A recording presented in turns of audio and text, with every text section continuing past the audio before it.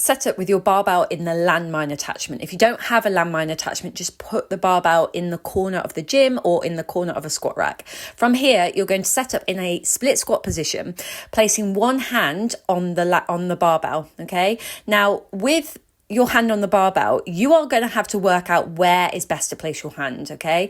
What we don't want to do is for our kneecap to be touching that plate. So you might need to step backwards, okay? You might need to step back away from the plate and then hold the the barbell there. You play around with what works best for you.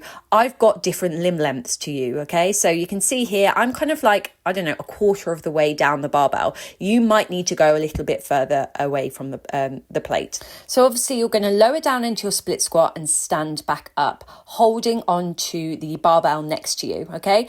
We are doing an ipsilateral hold, which basically means holding the weight on the side that the leg is working, all right?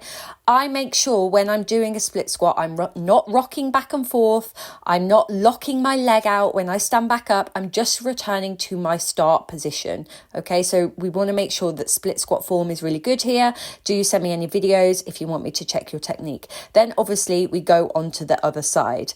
I really try and brace myself. So you can see there, I've got my hand across my body making a fist. This helps me stop rotating my body, okay? Your body is going to want to rotate towards the weight. We don't want that to happen, okay? We want to keep our hips square and forward. If you've never done a split squat in this way, it is going to feel a bit weird to begin with, okay?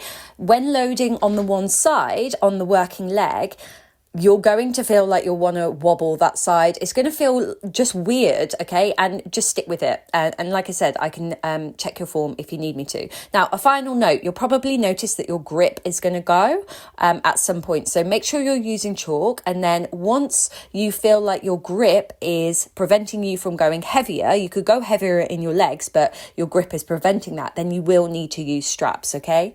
Also, another thing to bear in mind is some gyms have ladies bars, and ladies bars tend to have a thinner diameter of barbell. So if they do have a ladies bar, it might be wise to perform it with a ladies bar. They're usually around 15 kilograms instead of 20, because you might find actually it's easier to grip onto.